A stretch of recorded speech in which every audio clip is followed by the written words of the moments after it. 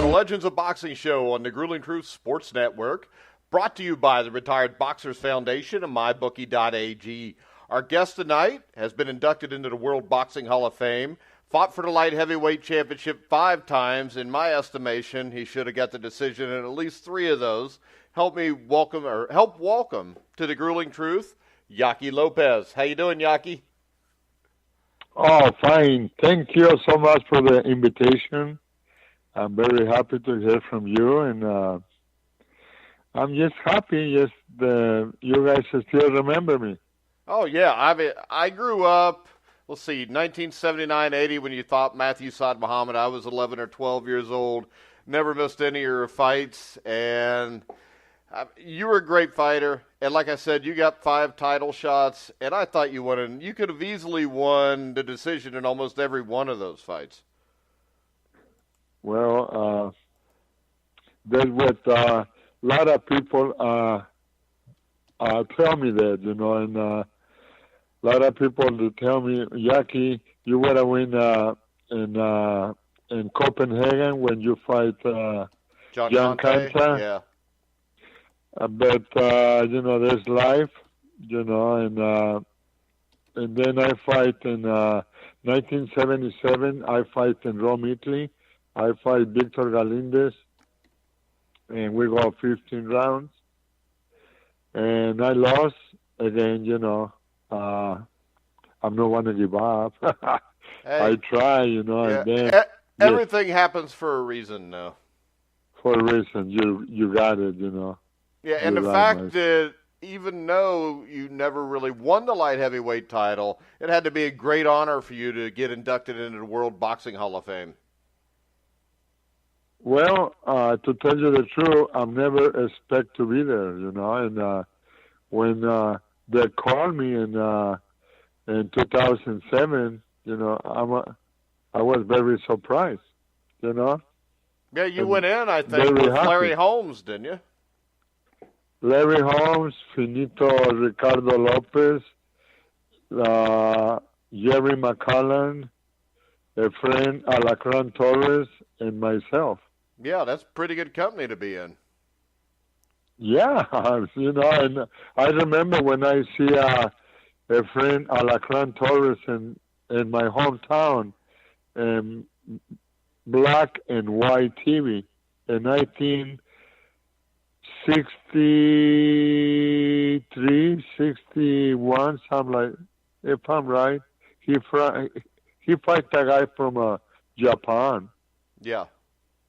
I'm not remember the name, but Efrain Alacran Torres is one of the guys, Mexican fighters, that he got a lot of guts, a lot of heart, a lot of desire.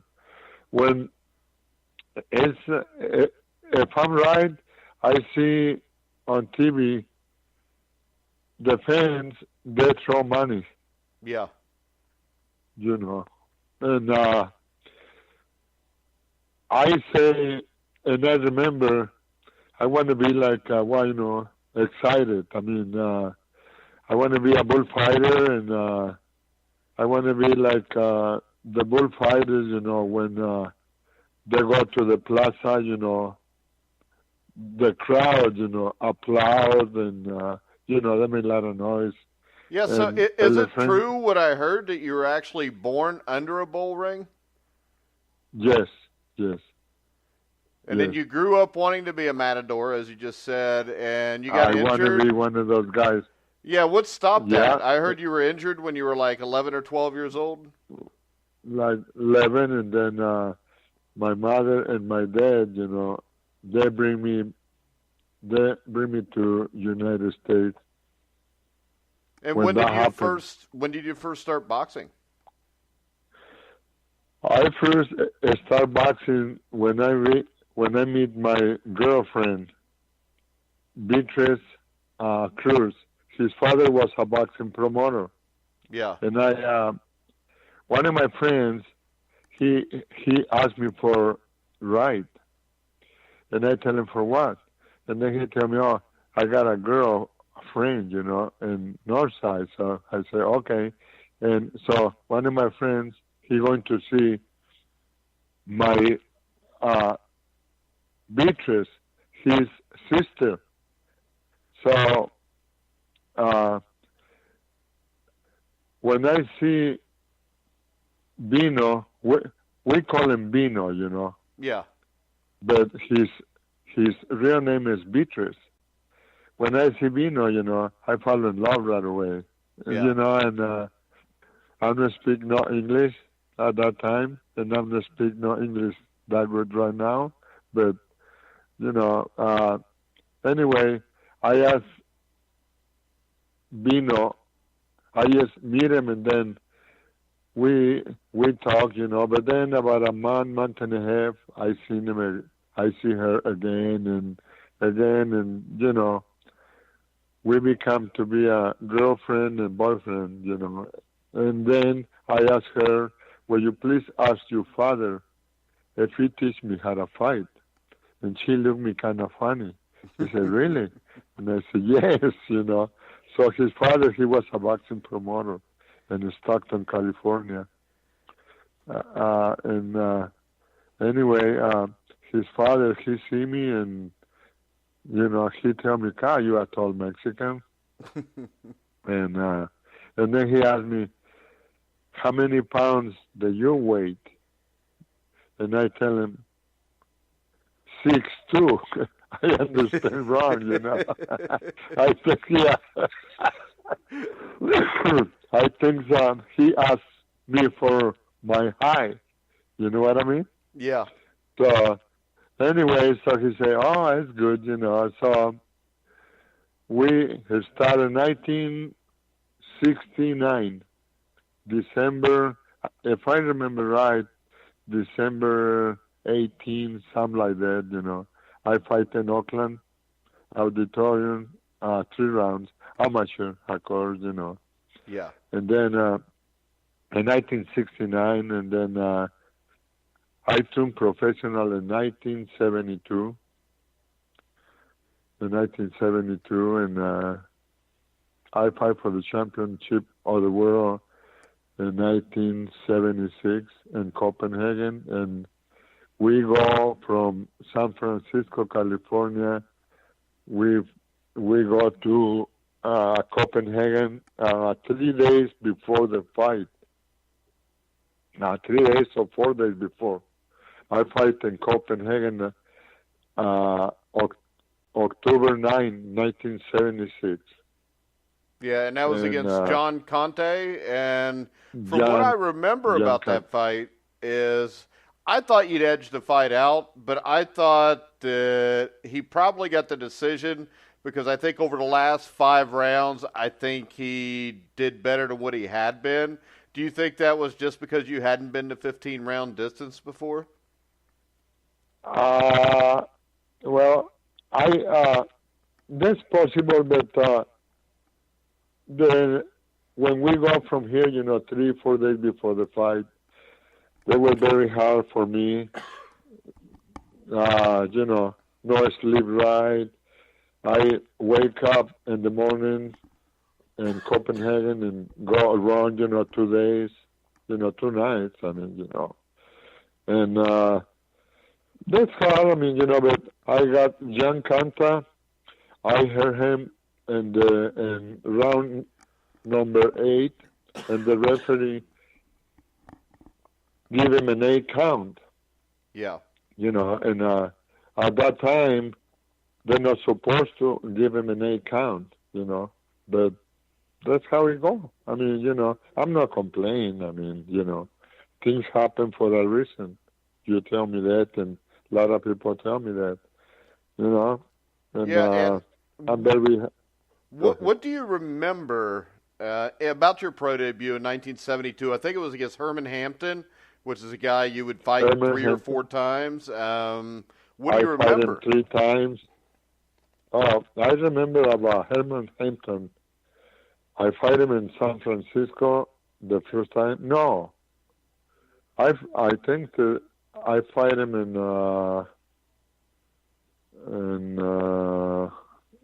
Carson City.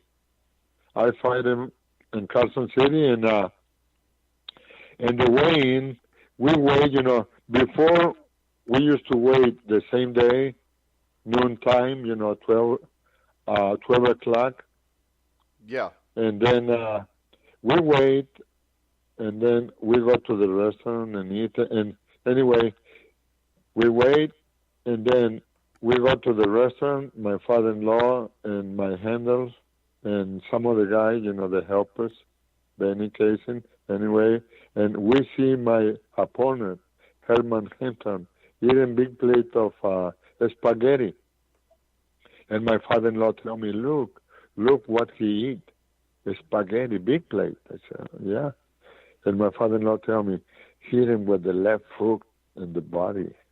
Yeah. So I said, oh, well, okay. So in the fight, I remember, the first thing that I do, I feint the right hand, and I throw the left hook. I catch him right on the belly. And he go down with the spaghetti come out. This is the truth. And I got a paper, from Carson City, the spaghetti fight. Oh, boy. Yeah.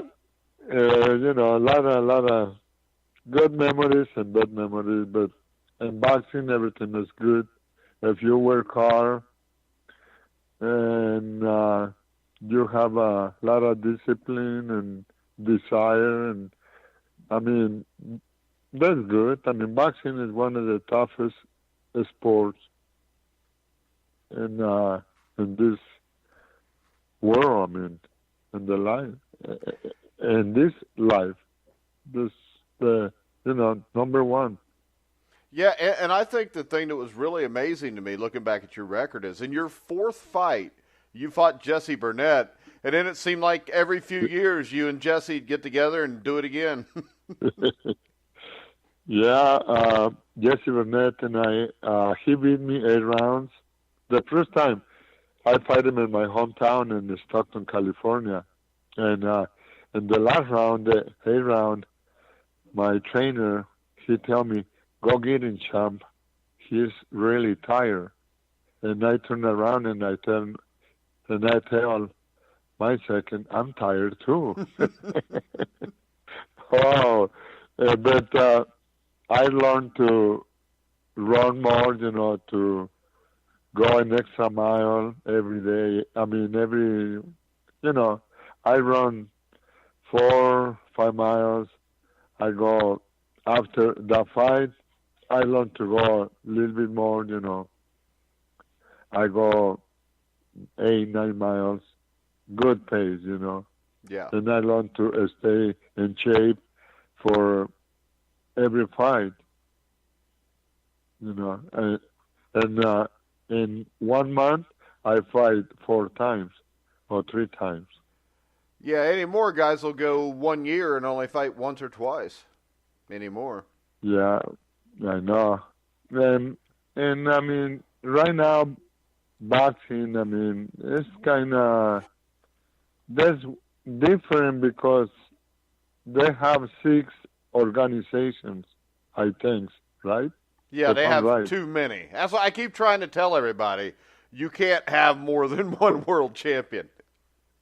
I know. I mean, before we used to have WBC and WB8. In each organization, they got 8 champions, right? Yeah, and now it's 17 8 champions with 6 organizations. But now, in each division, they put 2 more belts because junior, flyweight, and flyweight and super flyweight. Am I right? Yep. Yeah, and I mean, right now, and they pay more money, way more money than before. Yeah, and it kills the incentive of fighting 4 times a year. Thank you. Oh, yeah. Yeah. Before we fight, I fight 13 times in 1 year, 13, 14, 8, Even when I'm a contender, Well, in 1977, you fought 6 times in 8 months. And then with just 2 months to prepare, fought Victor Galindez in, where was that, Yeah. Italy for the light heavyweight championship. In 1977, I fight him in Rome. You're right. In Yeah. Rome, Italy. Yeah. And the And, thing that's you know, amazing is after that fight, you fought the next month, and then you fought 2 months after that. But getting back to Galindez real quick, Victor Galindez, I think, is one of the underrated champions. You had 2 really close fights with him. What do you remember about Galindez and what made him such a great fighter? but, well, Victor Galindez, he was kind of short, stocky, a strong guy, and not too many people gave him a credit, you know, but he can box, you know, he can bob and weave and throw punches. He can catch you with the right combinations, you know. He can counter, you know, and he was pretty good. I mean, you know, he was strong, very strong. Yeah, and then another guy you fought, which this was one of my favorite fights of yours, because I think it was right before the rematch with Galindez. You fight Mike Rossman, who was kind of the up-and-coming star in New York. I don't think you were given much of a chance. I think this was done to set Rossman up with a shot at Galindez again. And you took Rossman apart. I know he cut you a little bit. It was a great fight. But you really took control of that fight after 3 or 4 rounds, and I think you stopped him in, what, the 6th or 7th round? I think they stopped the fight in this. Well, the bell sound in the 6th rounds, and we sat down, and then the doctor, he go check my card in my corner, and then the doctor go check him, and I guess Rossman's father stopped the fight. Yeah, from what I remember, your experience, I think, was really getting the best of him in that fight. Mike Rossman, he was a good puncher, but he not got the experience that I have, you know. Yeah. They take me there to lose, you know, because they think that I'm a wash-up fighter, you know, all done, and, you know, and that I gave him a surprise. I mean, you know. You gave a lot of people a surprise that night. It didn't go the way things – it didn't quite go the way people or the experts thought it would. I know, but, you know, I'm very happy, I mean, you know, with my career, you know. I was a good boxer, you know. My father-in-law, you know, and my handlers, they teach me well, you know. They teach me how to block and roll and not take the solid punches, you know. I remember all the time my father-in-law, you know, he used to tell me, roll with the punches, you dumb son of a boom, boom, boom, boom, you know, you not take a punch like that, you know. That way you not get goofy, you know. And I just listen, you know, but I never think, you know, what that means, you know, before. Yeah. But now, you know, I know what he means, you know. He do it for my best interest, you know. That way he talked to me. Yeah, and then But, I think the fight everybody remembers are the 2 fights were the fights you had with Matthew Saad Muhammad. And I watched the first one today again because I hadn't seen it in a few years. And to me, people talk about Gotti Ward, but to me, you and Matthew Saad Muhammad was Gotti Ward on a higher plane of ability. And I think from watching that fight that the thing that stood out to me was you really didn't go to Saad's body much until about the 5th or 6th round. And I think that could have been the biggest problem for you in that first fight. In the first fight in Philadelphia, you know, you're right, you know, because my handlers, you know, they tell me, go to the body right away, you know, and just like you tell me, you know, I start going late in the body, and then I get caught in the 8th round, and they stop the fight in the 11th, right?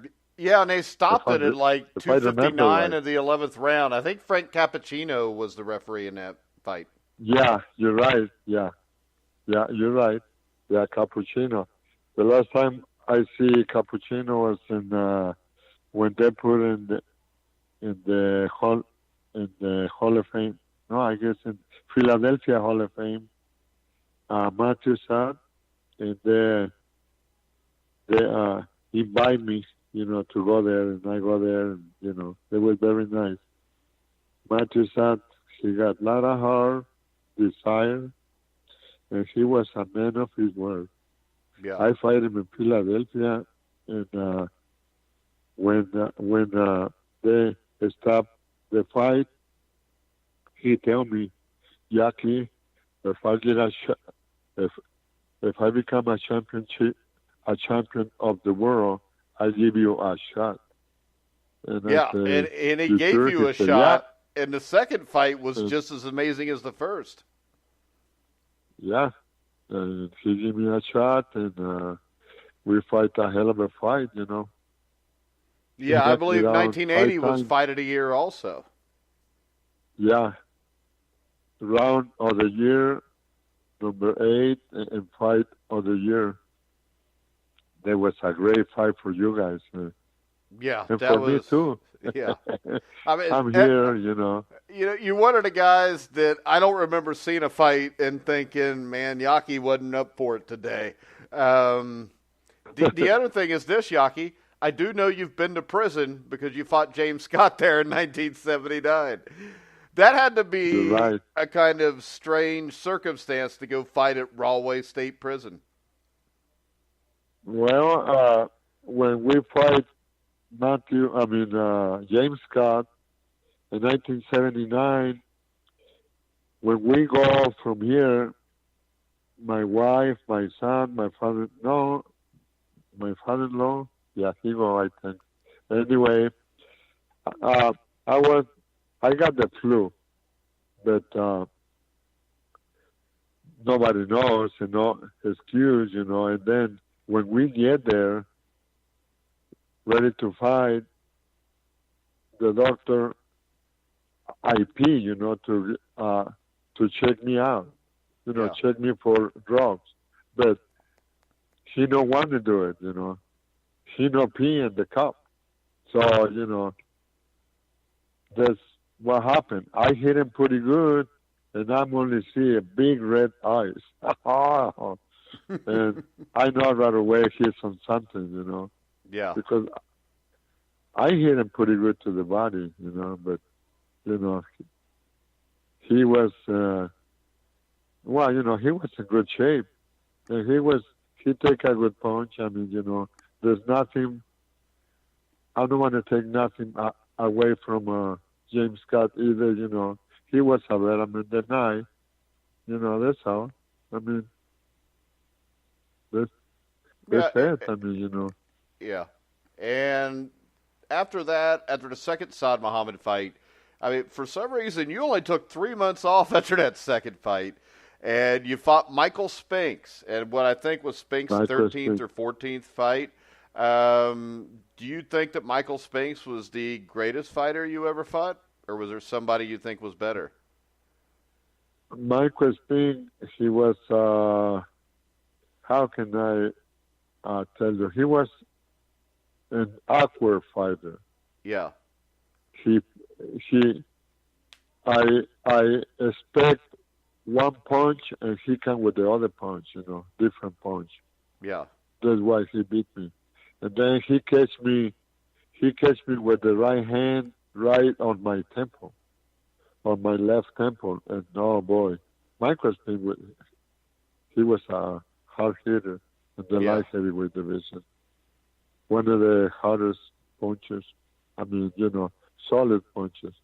He can hit you, and he put you down. He put me down, and he put me down 3 times. The third time when I get up, I feel better than the first and second time. But the referee stopped the fight. I mean, there was not a championship fight, so, but Michael was good. I mean, everybody, all the guys that I fight, I mean, I'm not fighting no bumps, No, you I'm didn't. not make my reputation. I'm not make my reputation with bumps. So, I think I fight 8 champions of the world or something like that, 8 or 7. Yeah, you fought a lot of them, and you Um, fought most of the ones you fought that weren't champions fought for the title at some point. yeah, yeah, yeah. And And then we you know, get but to the end of your career, you actually got a shot at the cruiserweight title against Carlos De Leon, who was a very good uh, fighter. with Carlos de Leon, you know, he was good, but they were. I was. They're not curious. I was on the way down. I mean, watch up fight. You know, and Carlos was young guy. You know, and that's how boxing is. You know, I want to do one thing. You know, I want to move like when I was a young guy. My mind, he tell me to do this, do that, but my legs not respond. Yeah, You know what I mean, Mike? You know, yeah. I want to do it in my mind, but my body not respond no more. My legs Carlos, going, you know. Carlos, So I wasn't a boxer, but I'm 49 years old, so I know exactly what you mean.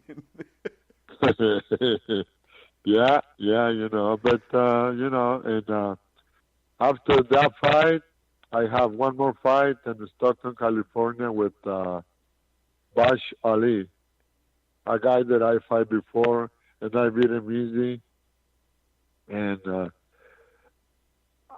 we fight for the California state title in my hometown, and he beat me. You know I beat him, but the then after the fight, you know, my father-in-law tell me, "Don't worry. I mean, you know, you win, but the judges, you know, they tell me they want you to retire. You know, so I mean, you know, but that's not that. I mean, you know, I just if I lost, I lost. If I win, I win. But Yeah, and you you were know, one of the that's few how things are. guys. You were one of the few guys that stayed retired. I think. Did you ever get the urge to come back at some point? Uh, they want me to go back to Australia and fight Tony Mundine. You know, 3 months uh, after I retire. You know, and my father-in-law, you know, he asked me. He tell me they want you to fight in Australia, but uh, I talked to my father and my mother and my father and my mom. They tell me, "Mijo, you don't have nothing to prove." You know, Yeah. and that's true. You know, I fight the best, and money not going to make me rich, or you know, at that time they don't pay no money anyway. No Yeah. big money like now, And and we fight You'd already hard. beaten Mundine 3 years before that, so there was nothing to prove there at all. Yeah, Anyway. exactly. You know, that's why you know. I said no, and you know, a boxer or a baseball player or a basketball player when they retire, you know, some guys they want to go back. Some guys, you know, especially the boxers, you know, they want to go back. A lot of guys go back, you know, to the one more time, but I'm not have the, you know, no more, you know. I said that's it, and that's it. All right. So, what have So you you been know, doing since you retired? uh, since I retired, I help my father-in-law. You know, he live across the street. You know, and I helped him for 7 years. You know, I take care of him. Yeah. I take care of him, and he passed away in 2005. I cleaned him, I helped him, and everything. And then I worked in the garbage company for 5 years, 11 years, 11 years, and I got hurt, my back, you know, I got two dissolved discs, and I retired from the garbage company too. And then I opened a boxing gym in 2011, and I got fun, with the kids, with the youngsters. I got non-profit organization.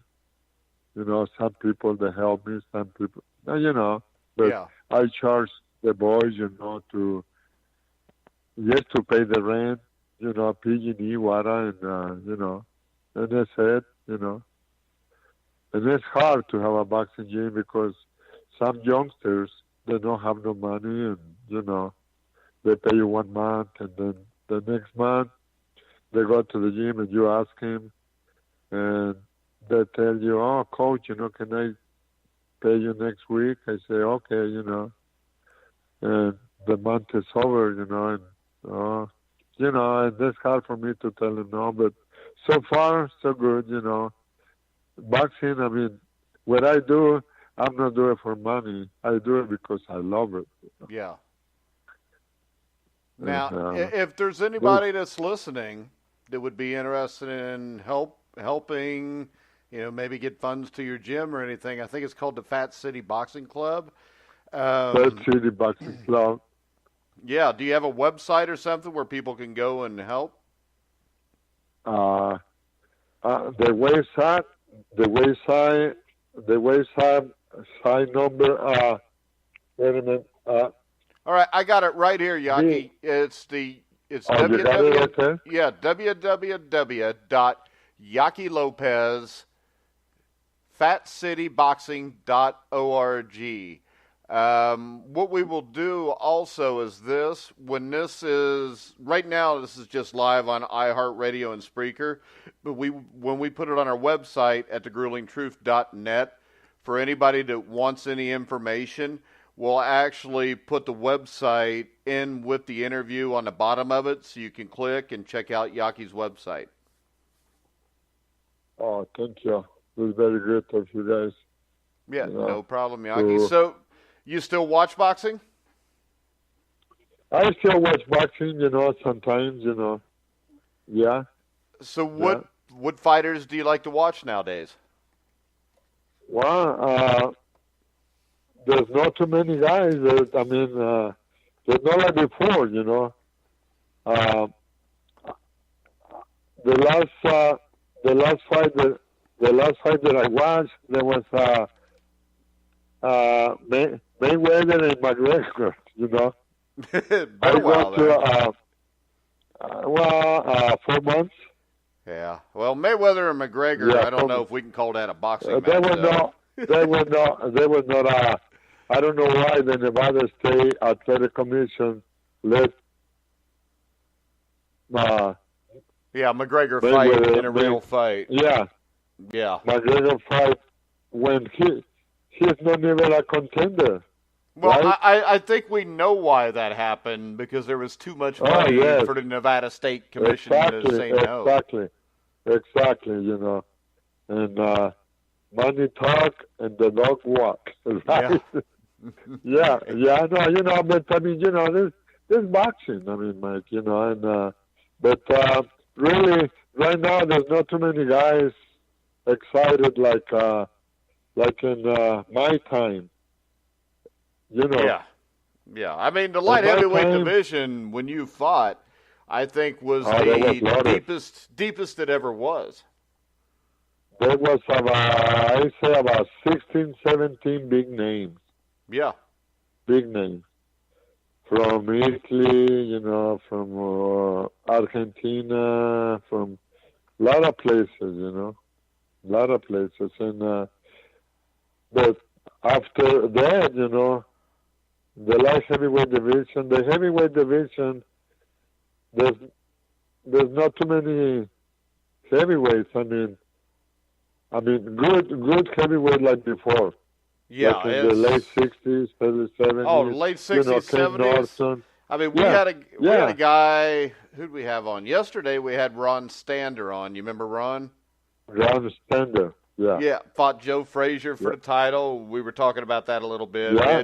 We had George Foreman and Mike Weaver on last week. George Foreman, yeah. I mean, put it like this. All sports were better in the 70s and 80s. I don't know if that's just because I was younger and it meant more to me. And as I get older, I realize that it's not really that important.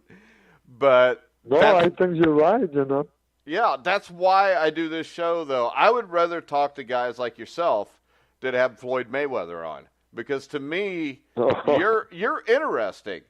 He wouldn't be. Thank you. Yeah, I mean, to me, there's something about it's like you don't play boxing.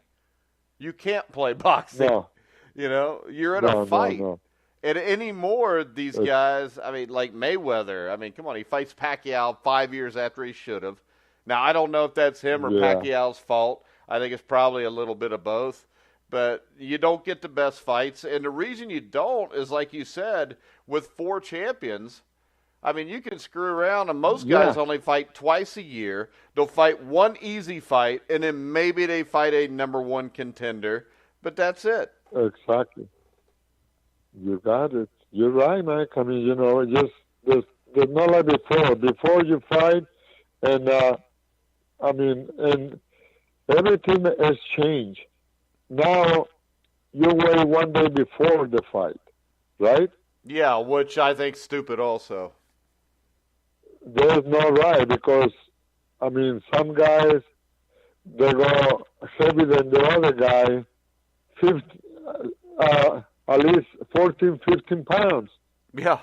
And before you wait 12 noon, you go and eat, you go walk, and that's it. You go to the hotel, rest, and then you go to the arena and lay down and wait for your turn, and, you're not gaining too much weight. Yeah, and in the end, it's really dangerous. It is, but I don't know.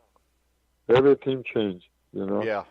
Nothing ever changes for the better, it seems, Yaqui. I know, but I don't know. But well, Yaqui, I really appreciate you coming on the show tonight. It was absolutely an honor to have you on.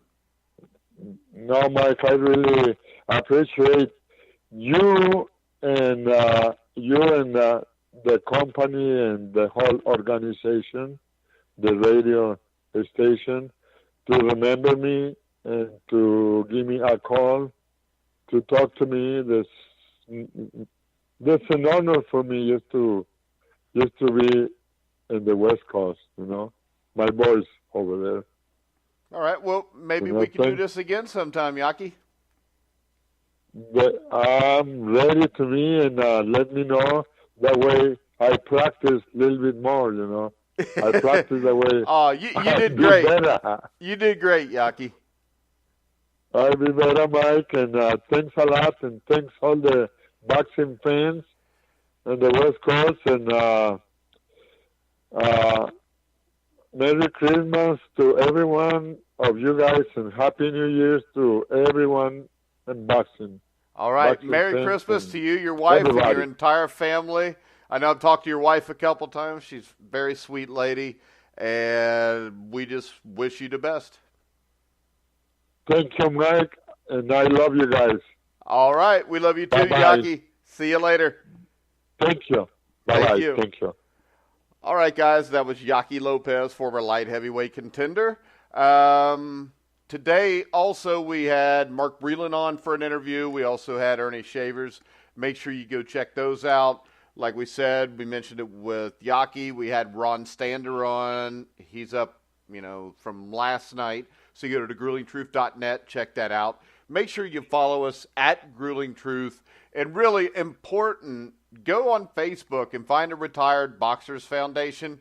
They do a lot of great work there. Alex Ramos, who's a friend of the show, he's helped us get a lot of guests. He helped me get Mark Breland today and Ernie Shavers. Shelley Williams also helped with that. So what we really want to do here is we want to try to get the word out to help some of these guys that gave us so much as fans, because I think a lot of times fans forget that not all these guys are making millions of dollars, especially the guys in the 60s and 70s.